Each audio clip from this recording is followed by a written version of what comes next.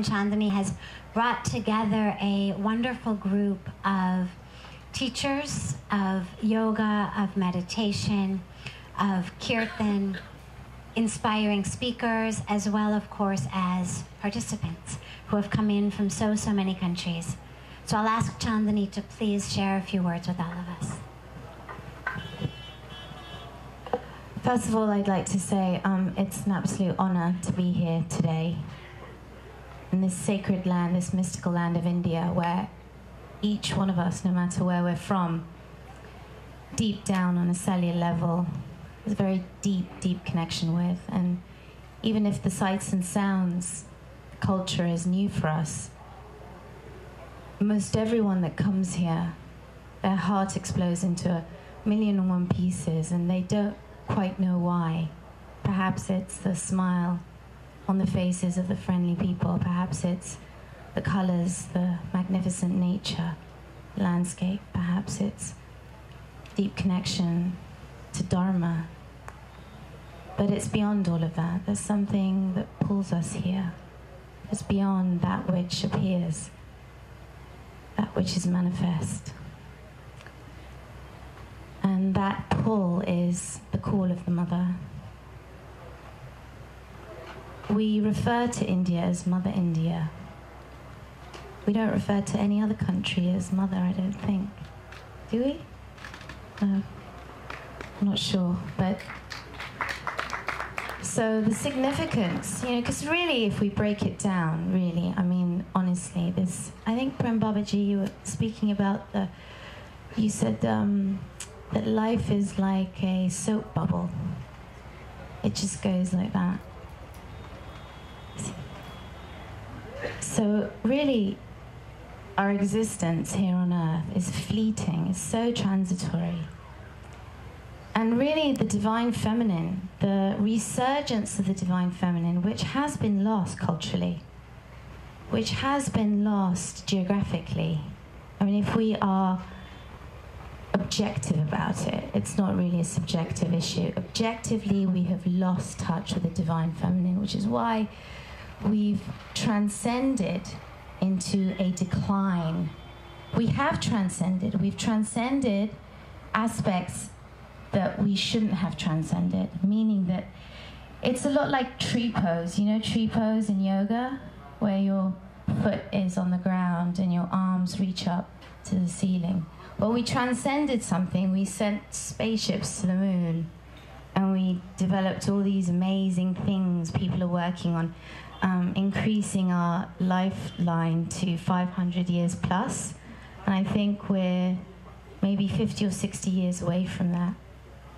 But we lost our root. We lost our anchor. And this is the call of the mother, is to remind ourselves of our anchor, to remind ourselves of the cradle. And this has to do with our ability to intrinsically respect and anchor ourselves in self-love. How can we truly respect and love anything and anyone else if we don't anchor ourselves intrinsically in self-love? How could that even be possible? As Prem Babaji today again was saying, it's very, very incidental that the alignment of this conversation is evolving into parallels that happened a few hours before. How can we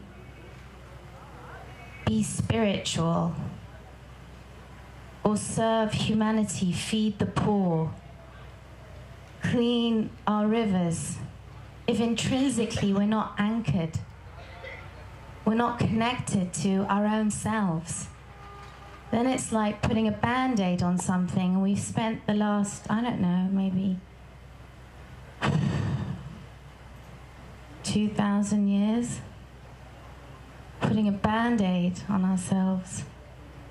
And there have been moments in our history where some avatars have come, some awakened people have come, past, present, and will continue to come, that have reminded us that the Band-Aid is so temporary, and the Band-Aid is not the horizontal. The Band-Aid needs to be taken off so we can ascend and keep rooted Maya is not something to throw away. Maya is not, our life is not to be good people so that we can go to heaven, be good people so that we can come back richer or prettier or more clever. Maya is here to remind us of that which needs to be respected, as Bhagavad Gita was saying.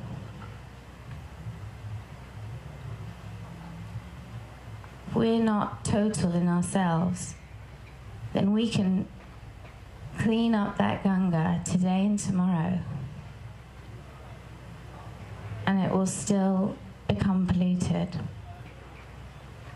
So I think the call of action for the Divine Feminine symbolically is to awaken to what's happening on the outside, to come together in community and band together and help forge new technology, new abilities to gather together as team players globally. It's a global issue. It's not an Indian issue or an American issue or a Middle Eastern issue. It's a global issue.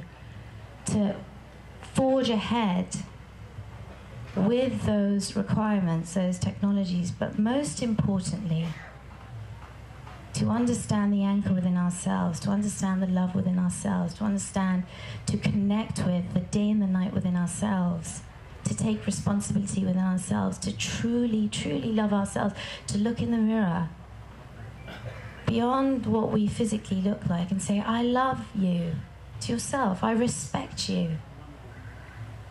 I want to share you with the rest of the world. I want to be total with you. This is you speaking to yourself in the mirror. The day that that happens, for each of us, it takes 1,001 Buddhas, not just one or two. One or two, look at our world. It is in the state it is because it's one or two, once in a while. It takes 1,001, as the Buddha said. Symbolic 1,001 meaning everyone, right? To assume that responsibility of awakening to that deep self-love that's transcendental and anchored. So anyway, I don't really want to go on for that much longer because there are so many amazing people here. Vandana Shiva, who is such an honor to be here with you.